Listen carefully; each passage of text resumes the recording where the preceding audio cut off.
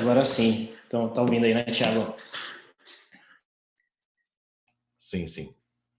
Legal, vamos lá. Bom, vamos falar um pouquinho sobre esse tema aqui, que é bem interessante, né, sobre a governança. A primeira questão, né, vamos tentar sintetizar ao máximo aí o assunto, que ele também é bem grande, só para a gente trazer aqui à mesa o que é governança, né? Governança é um assunto bem complexo, mas de maneira simples, ele é todo um sistema utilizado para governar, né? Parece uma redundância, né? Mas é isso mesmo, né? Eu ia dizer controlar, mas a gente não quer usar muito essa palavra, né? E a gente não quer ficar controlando pessoas, né? Mas sim, é necessário uma governança, né? E para isso há um ciclo constante em que os negócios e os clientes estão no centro de tudo. É preciso ter objetivos claros, é preciso estar ajudando as pessoas a aprender todo o tempo, e o processo ele precisa ser adaptado, ele precisa ser inspecionado, ele precisa estar num ciclo constante de evolução, né? Esse é o conceito básico de governança. Mas o que a gente quer trazer atenção para isso, né? Que com todos os nossos webinars, né, nossos aha moments, a gente está procurando trazer atenção ao problema que a gente está vivendo. E a gente tem falado sobre isso em cada webinar, né? E a questão é como é que todo aquele sistema de controle e gestão e governança que as empresas tinham, né, até esse momento, como tudo isso é impactado. Bom, o primeiro impacto que a gente tem é sobre as pessoas, né? Então, a gente tem uma preocupação forte em relação à produtividade, que é, será que as pessoas vão continuar produtivas ou não? Será que elas vão conseguir explicar para as crianças que aquele momento ela está trabalhando, ela está concentrada? Será que o, os filhos vão entender? Será que a família vai entender? Então, existe uma preocupação sobre a produtividade, sobre o foco, se as pessoas que estão em casa, se elas têm claro qual é o foco do seu trabalho. Será que quem demanda, quem organiza o trabalho das pessoas, né, está conseguindo fazer os alinhamentos daquilo que realmente é importante, o que continua sendo importante, o que se torna importante? Como é que o fato das pessoas estarem em isolamento, como isso tem afetado, né, o emocional delas? Também, as pessoas também estão preocupadas com a saúde, né? Elas também estão preocupadas sobre o impacto que toda essa situação vai causar sobre as suas famílias em relação à própria saúde ou financeiro, né? A gente tem aqui um contraponto em relação à produtividade, né? A gente está escutando muitas pessoas dizerem que elas são muito mais produtivas, mas será que elas estão conseguindo, né, evitar um overload, né, da sua ocupação? Então, ao mesmo tempo, será que os gestores, né, estão ajudando as pessoas, fornecendo melhor clareza sobre as coisas, dando treinamento apropriado, fazendo alinhamentos? Também a gente não pode deixar de lado a ideia de que muitas dessas pessoas são jovens, não têm experiência com um trabalho em casa, né? Também o medo de recessão, de perder o emprego, né? Todas essas questões, elas apareceram no último webinar que nós fizemos, né? Boa parte disso as pessoas colocaram lá. Também a preocupação de a gente não perceber a desmotivação das pessoas, né? Será que as pessoas estão sendo honestas naquilo que elas estão escrevendo, né? Nos meios de comunicação, o que elas aparentam, como é que a gente percebe isso, né?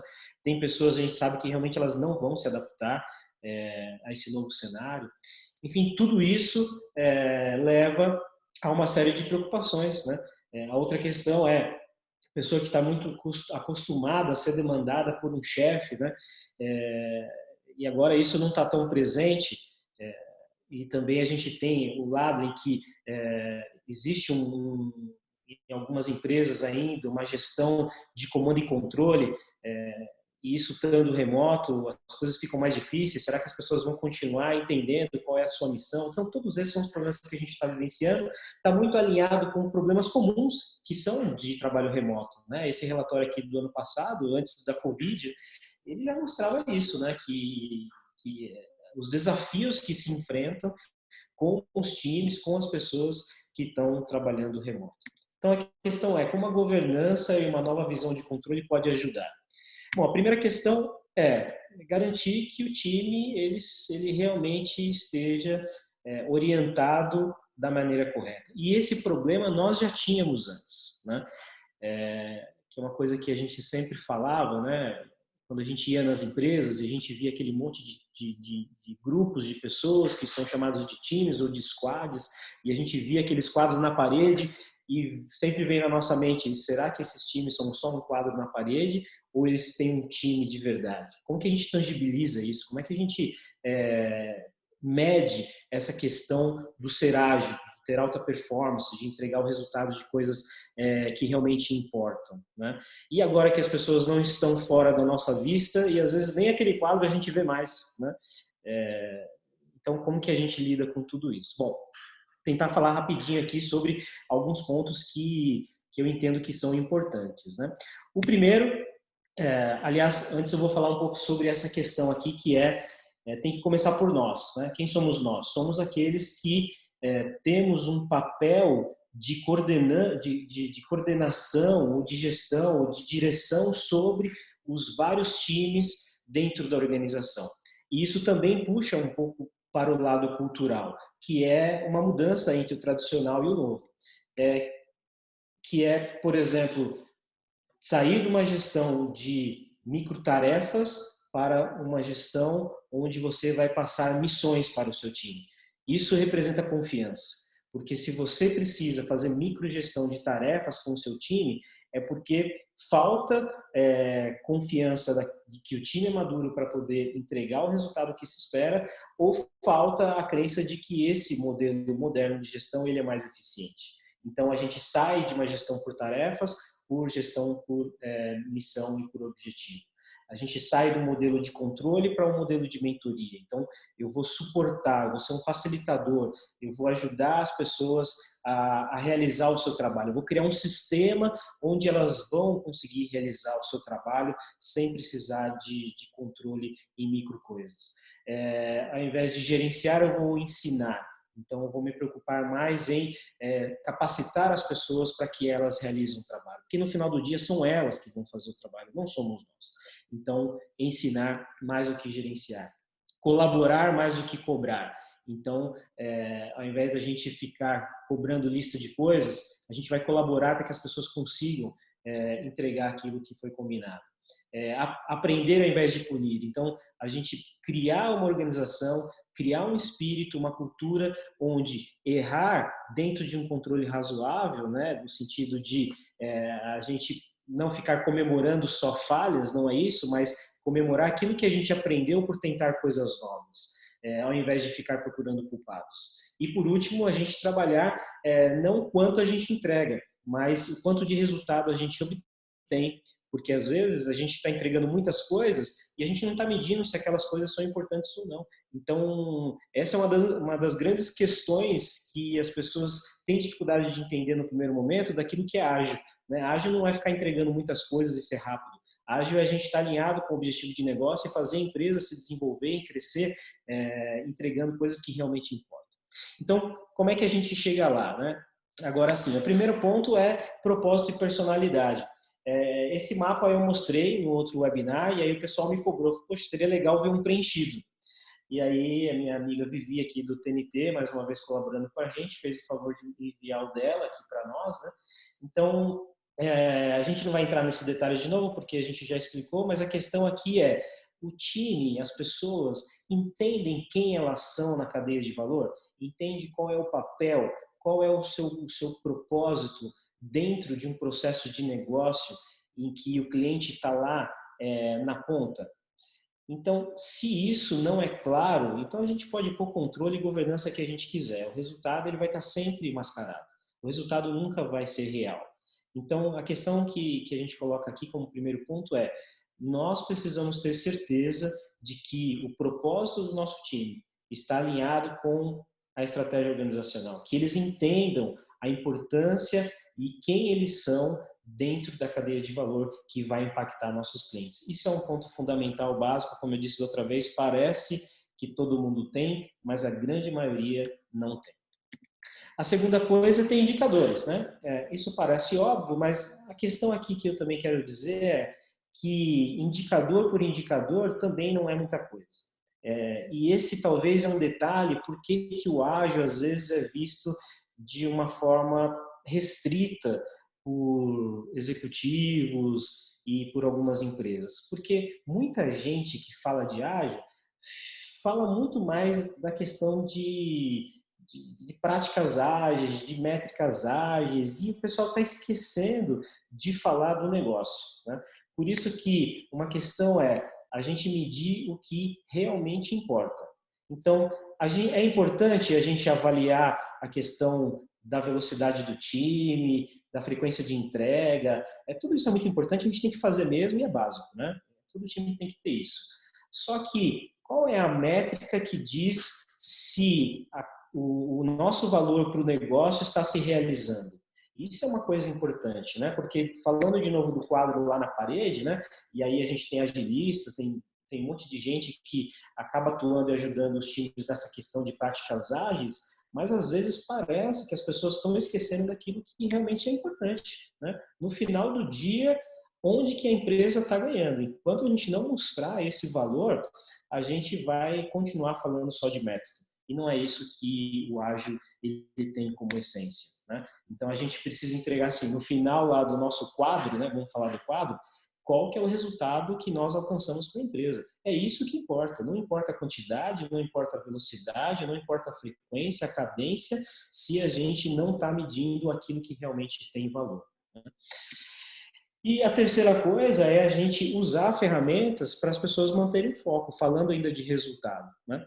Então, se a nossa organização ainda está falando de milestones, está falando só de data de entrega de coisas, e esquecendo de novo a questão do resultado, então é hora de a gente fazer uma mudança, né? Por que a gente insiste em falar do OKR? Porque o OKR ele é uma ferramenta que ela é simples e ela dá uma direção, ela dá uma luz sobre o caminho, sobre as nossas decisões. Diferente de outros modelos que são mapas muito detalhados, mapas estratégicos muito detalhados, o OKR ele é muito flexível. Por que isso é importante? Porque quando a gente trabalha com um mapa de estratégia muito fechado, a primeira coisa que a gente impõe para as pessoas é uma limitação da sua capacidade de inovar. Porque se a gente é muito restrito na nossa definição estratégica, a gente não dá espaço para coisas novas. Então, o OKR ele é só uma linha mestra. Ele só vai dar para nós um guia sobre as nossas decisões, para que a gente possa decidir e discutir e falar de coisas que realmente são importantes, né?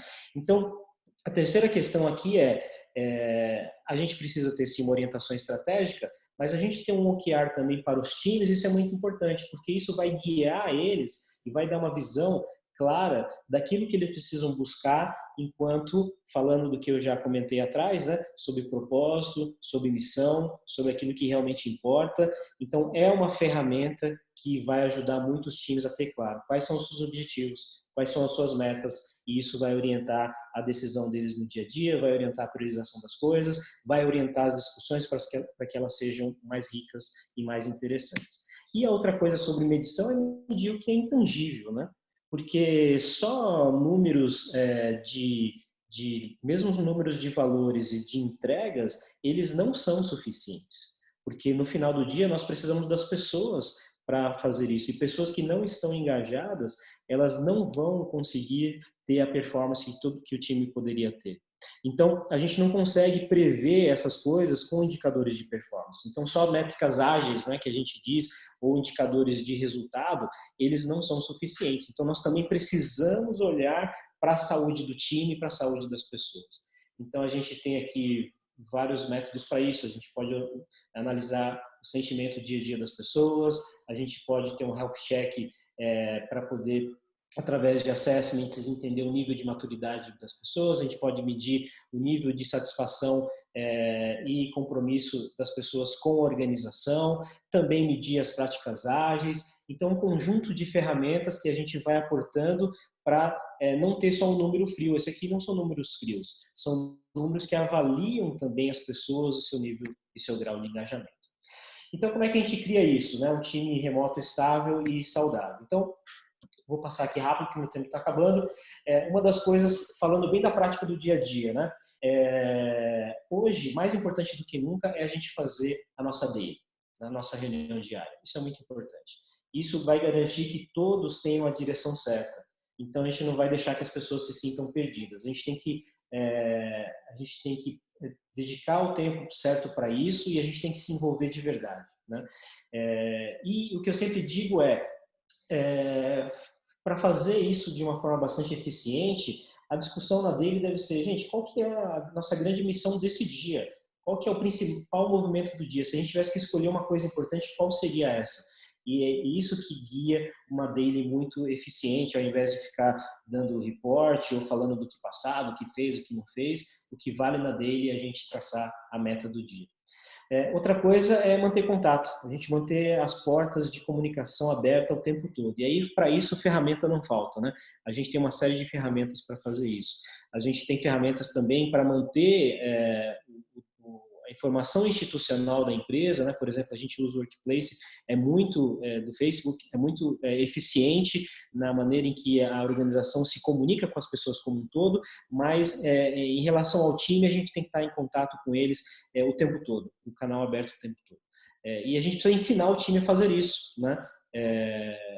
E também a nossa comunicação para eles precisa ser o tempo todo. Quanto a gente comunicar ainda não vai ser suficiente. A gente tem que insistir nisso o tempo todo, porque o dia a dia consome as pessoas e às vezes uma comunicação importante acaba se perdendo. Outra coisa importante é ajudar o time a fazer uma boa gestão do tempo. Então ajude as pessoas do seu time a dividir o seu tempo, a dar atenção também à sua família, a deixar as regras claras, a fazer pausas, né? Normalmente no escritório a gente tem o nosso colega que passa na nossa mesa e leva a gente para tomar um café. Agora a gente não tem isso. Vamos procurar fazer isso de alguma forma, né? Nem que seja online. Mas a gente precisa ajudar as pessoas a fazer uma boa distribuição, uma boa gestão do tempo, para que elas consigam focar, que elas também cuidem da sua saúde quando elas pensem no tempo que elas têm, né? Então, incentive as pessoas a praticar exercícios, né?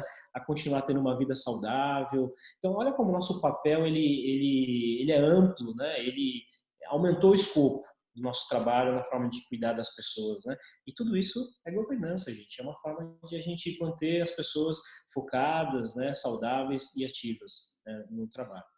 Outra coisa é visibilidade. Então, a visibilidade de nós para o time, da organização para o time. Então, deixar claro qual que é as prioridades do momento, qual é a nossa visão de médio e longo prazo. Não deixe uma nuvem, né, negra pairar sobre esse tema, porque todos aqueles problemas que nós vimos lá no começo, né, o medo, a incerteza, vai prejudicar as pessoas. Então, a visibilidade é importante. E do time também para a organização. Então, também ensine o seu time a dar visibilidade, né? Através dos indicadores, através da comunicação. Isso também vai fazer toda a diferença. E, por último, a gente ser flexíveis. A gente ajudar as pessoas a se adaptarem ao novo, né? Porque o mimimi pela internet também acontece. Né? O mimimi remoto ainda existe, viu, gente? Então, nós precisamos cuidar disso. E, no final, propósito e missão clara. Né? Bom, última mensagem aqui, né? Para quem acreditava que poderia prever todas as coisas, né?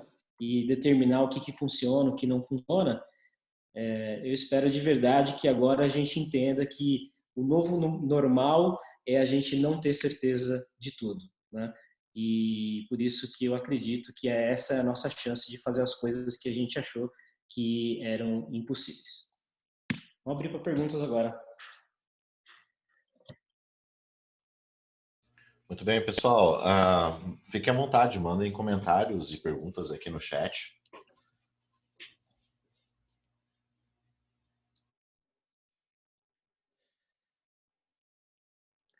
Eu falei rápido pra caramba, né, Thiago? Para variar. Ninguém mandou nada aqui ainda. Alex, enquanto isso... bom, a gente já perguntou. Como começar o time remoto? Temos uma pergunta aqui. Como é que a gente começa o time remoto?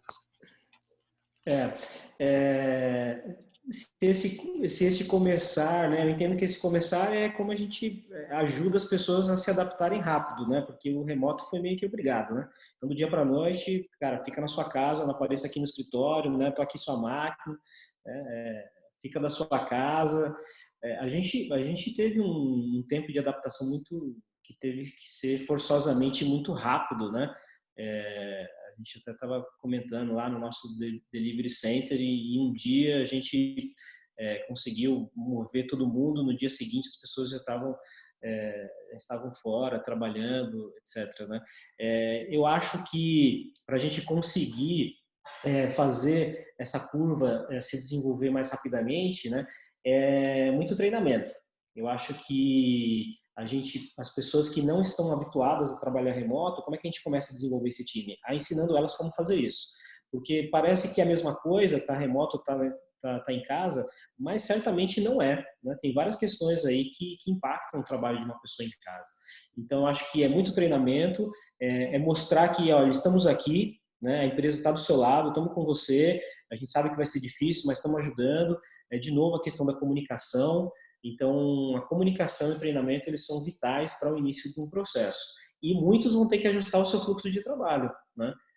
E para isso, tudo aquilo que eu comentei aqui em relação à governança, à visibilidade da estratégia é fundamental.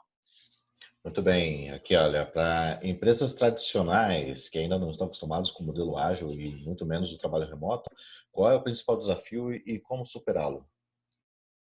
O principal desafio que eu vejo em empresas que não estão acostumadas com o modelo ágil porque normalmente as empresas que trabalham assim, elas têm um modelo de fluxo de trabalho, né, que é demandado tarefa por tarefa, pessoas de maneira independentes, de forma que os times no modelo ágil, que eles se reorganizam para atender uma missão, um objetivo. No modelo tradicional isso é difícil acontecer, porque as pessoas elas sentam e esperam vir uma fila de atividades, uma fila de trabalho, que ela não tem tanta interação com outras pessoas para poder resolver entregar como um time no final de um ciclo. Então, o principal desafio que eu vejo é esse, porque especialmente as empresas que têm um modelo de trabalho presencial, então do dia para a noite, assim, não estou vendo mais ninguém na minha frente, e agora? Como eu sei se o cara está trabalhando? Como eu sei se eles vão se não tem uma missão para entregar, você continua naquele modelo de demandar tarefas, então isso tudo é muito complexo, né? Já é difícil num cenário normal, agora muito maior. Como que a gente supera isso? A minha visão é muito clara, a minha visão é a gente, mesmo estando remoto, é possível a gente reestruturar e passar a trabalhar como time. Eu acho que essa é a saída para esse momento. Quem não está nesse modelo a saída para fazer, e o fato de a gente estar remoto não impede de a gente fazer isso já. Então, eu não vejo outro caminho a não ser criar times que tenham os skills, que tenham autonomia para entregar o seu trabalho e com todo o suporte que a agilidade dá. Legal, tem algumas perguntas aqui como se organizar, né? Como é que agora a gente consegue se organizar enquanto time e como é papel de quem ajudar? Aí a gente cai naquela história, né, que parece que, para muitos casos, a gente tem percebido isso, né, parece que a gente está muito mais disponível, a gente está, o acesso, né, à nossa agenda, à nossa lista de trabalho, parece que está mais fácil, muita coisa vai entrando, né. Eu acho que a primeira coisa é levantar a mão e dizer, ó, gente, passei do limite, né, passei do limite, e de novo as pessoas se juntarem e se reorganizarem. Então, o perigo nessa história de trabalho remoto é as pessoas irem absorvendo trabalho, não respeitar mais o seu horário de trabalho, e aí todos aqueles impactos que a gente falou lá no começo vão aparecendo, né? Que é impacto na sua saúde emocional, na sua saúde física, dentro de casa. Então, a gente precisa ter bem estabelecida a nossa rotina de trabalho, e quando a gente estiver com uma sobrecarga, a gente precisa levantar a mão e acionar a organização, a nossa empresa, para a gente rediscutir isso, né? A gente não pode lidar com isso sozinho. Então, primeiro, a empresa tem que dizer, estou aqui com você, e se você tiver esse problema, eu vou te ajudar. E o time tem que ter maturidade também para expor essa questão de uma forma bastante clara e bastante madura para poder a gente chegar no acordo e reorganizar as coisas. Legal. Então, de Nós quem que é esse temos. papel, né, de reorganizar? Todo time, se a gente está numa estrutura assim de times, né, todo time ele tem um líder, ele tem um facilitador, ele tem um Agile Master, ele tem um Scrum Master. E é o papel desse cara. Então, a gente já tem falado isso durante a semana, que essa é a hora do Scrum Master, esse é o momento dele, de ele se sobressair como um líder de verdade e colocando em ação todas as práticas, né? E tudo aquilo que está dentro da sua responsabilidade enquanto neste papel. Inclusive, acho que até a gente poderia, Tiago, publicar um artigo sobre isso. A gente tem isso documentado, né, para ajudar as pessoas que têm esse papel a entender qual que é a função, a responsabilidade dele. Então, é a responsabilidade deste cara e se ele precisar da ajuda da organização, ele tem que correr atrás. Concordo. Nós temos 4 minutos ainda, temos algumas outras perguntas aqui, uma bem interessante da Angélica, né? Sempre as perguntas difíceis. A governança, ela normalmente é feita presencial dentro da empresa, né? Como apresentação de status, aprovação de GMUD, o CAB, né? Que é o Conselho de Aprovação do GMUD. Como é que a gente faz isso de maneira remota? Então, a gente pode dividir aqui em duas partes, né? Eu acredito, que é uma em relação à questão dos processos e outra questão técnica. Na parte técnica, que fala aqui de GMUD, né? Das implantações, eu acho que aqui a gente se abre mais uma oportunidade para a gente de vez automatizar essa história, né? Agora, existem ainda organizações que são muito burocráticas, né? Muito burocráticas. E se não se aproveitar esse momento para rever as coisas, vai sofrer demais, né?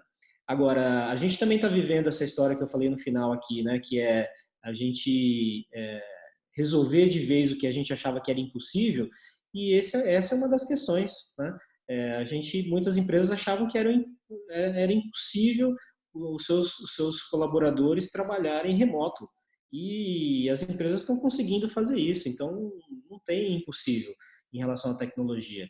E essa questão da orientação sobre a governança dos entregáveis é uma oportunidade para se fazer isso, automatizar de vez esse negócio, né? A gente tem várias ferramentas para isso, a gente tem o DevOps muito evoluído e excelentes profissionais para a gente conseguir fazer isso. E também é a nossa hora de limpar a casa, né, gente? A gente enxugar de vez toda aquela burocracia. Nós precisamos ser lean. E é de novo, uma grande oportunidade para isso. Vamos olhar para tudo que a gente faz e ver se a gente não foi empilhando processos e cargos e pessoas e só para a gente poder ter um nível de controle que hoje, no momento que a gente está, a gente vê que não são necessários. Né? Então, por que a gente não aproveitar esse momento para rever os nossos processos, né, com uma visão lean e enxugar e tirar da frente aquilo que não importa, não traz valor para o negócio? Pode ser uma grande oportunidade, eu acredito que sim. Por sinal, é o tema do meu webinar dessa quinta, sobre otimização de processos. Muito bom. Vamos lá.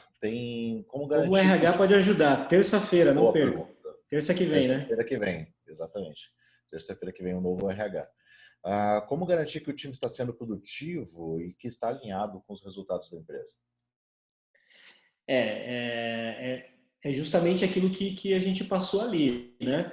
É a gente ter, primeiro, claro, o que é o resultado que a empresa espera. Isso tem que estar claro para o time. E o time tem que se reorganizar em torno disso, criar os seus objetivos em torno disso e dar visibilidade sobre esses resultados. Tem alguma dica de ferramentas? Nesses primeiros passos, né? Quer dizer, como é que a gente começa o trabalho remoto? Eu falei, por exemplo, de treinamento. Isso a gente tem que usar as ferramentas de comunicação. As ferramentas que a gente já está usando, né, para conversar com as pessoas, isso ajuda muito. A gente tem a nossa ferramenta que a gente tem falado essa semana, né, o Google Teams, a gente entende que ela traz um grande diferencial nesse momento, porque ela consegue dar visibilidade de todos esses indicadores que eu mostrei aqui, Então, eu acredito de verdade que uma plataforma como o Google Teams, ele pode ajudar muito na aceleração desse processo de formação de times para quem não teve uma pergunta aí, né? Quem ainda não tem times ágeis, né? Como é que pode fazer a formação desses times com uma plataforma como essa? Certamente vai acelerar demais e a gente vai conseguir os resultados que a gente espera, que a gente precisa. Legal. Nós tínhamos mais algumas perguntas, mas o nosso tempo infelizmente acabou. A gente pode tomar nota delas aqui e mandar nas redes sociais. Boa. Pessoal, muito obrigado. Eu espero que vocês tenham gostado. Como sempre, nós gravamos a sessão, vai estar disponível lá depois nos nossos canais, nas redes sociais. No nosso site você consegue ter acesso aos links dos vídeos. E espero vocês na nossa apresentação de amanhã, quando vamos estar falando sobre os desafios do Product Owner remoto, né? Ok? Pessoal, muito obrigado. Um ótimo dia para vocês. Obrigado, gente. Abraço.